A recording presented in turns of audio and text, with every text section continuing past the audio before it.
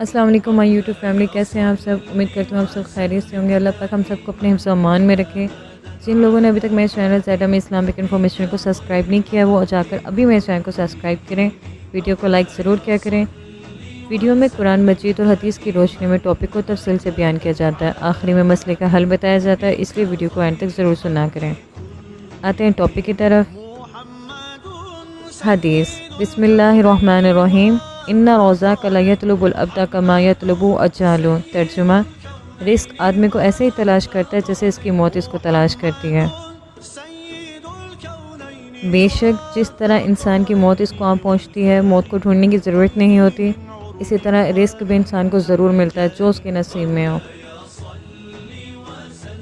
اسی طرح اللہ پاک ارشاد فرماتے ہیں، قرآن مجید کے آیات ہے، اینما تکونوا یدرککم الموت وکنتم فی بروج مشیدہ۔ ترجمہ: تم کہیں بھی ہو، موت تم کو آ کے رہے گی، اگرچہ تم مضبوط قلعوں میں بھی ہو۔ یہی حال انسان کی روزی کا ہے، چاہے انسان روزگار ہو یا بے روزگار ہو، چاہے وہ گھر میں موجود ہو یا گھر سے باہر، جو رزق اس کے نصیب میں اس کو لکھا ہے وہ اس کو آ پہنچتا ہے۔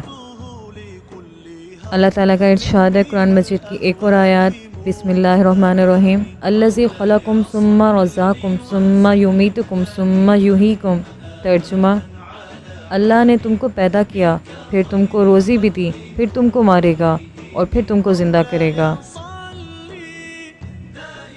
اس آیات سے معلوم ہوتا ہے کہ اللہ تعالیٰ نے جو انسان کو رزق دینے کا وعدہ کیا ہے وہ اس کو ضرور ملتا ہے۔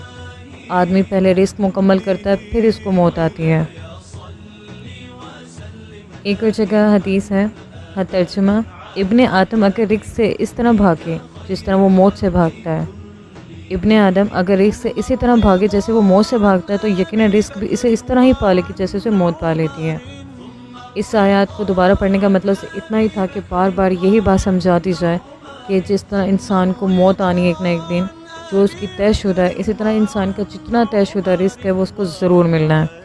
اس لیے جو لوگ اپنا ایمان خراب کرتے ہیں، جھوٹ بولتے ہیں، دھوکہ دیتے ہیں، فریب کرتے ہیں رزق کے معاملے میں، وہ اس کے علاوہ کچھ نہیں کرتے کہ صرف اپنا اعمال اور ایمان دونوں کو خراب کرتے ہیں۔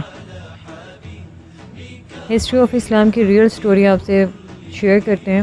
آپ صلی اللہ علیہ وآلہ وسلم کی خدمت میں ایک صحابی پیش ہوئے جن کا نام حضرت عوف بن مالک رضی اللہ تعالیٰ عنہ ہے۔ وہ کہتے ہیں کہ میرا بیٹا سالم مشرکین کی قید میں تھا، میں فاقوں میں بری طرح سے مبتلا تھا۔ آپ صلی اللہ علیہ وآلہ وسلم کی خدمت میں حاضر ہوا اور میں نے بتایا کہ میرے فاقوں میں بہت زیادہ مبتلا ہوں، میرے گھر میں کھانے کے لیے کچھ بھی نہیں، اور میرا بیٹا سالم مشرکین کی قید میں ہے۔ آپ صلی اللہ علیہ وسلم نے فرمایا کہ آل محمد کے پاس کچھ جووں کے دانے ہیں، بس اس کے علاوہ ہمارے پاس بھی کچھ نہیں، کھانے کے لیے دنیاوی اسباب بھی نہیں۔ آپ نے کہا کہ میں تمہیں 3 چیزیں بتاتا ہوں، اس پر عمل کرو۔ کہا کہ صبر کرو، دوسرا اللہ سے ڈرو، تیسرا لا حول ولا قوت الا باللہ کثرت کے ساتھ پڑھو۔ یہ ایک ایسا وظیفہ ہے کہ ایک حدیث پاک میں آتا ہے کہ یہ 99 بیماریوں کا علاج ہے۔ بس حضرت عوف بن مالک رضی اللہ تعالیٰ اپنے گھر کو تشریف لے گئے۔ وہ بھی گھر جا کر ہی بیٹھے تھے کہ دروازے پہ دستخط ہوئی۔ آپ نے اٹھ کر دروازہ کھولا تو بیٹا سامنے کھڑا تھا، اس کے پیچھے 100 اونٹ موجود تھے۔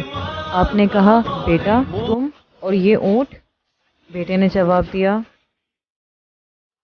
میں موقع دیکھ کر ان کی قید سے بھاگ آیا ہوں اور ساتھ ان کے 100 اونٹ بھی ہانک لایا ہوں۔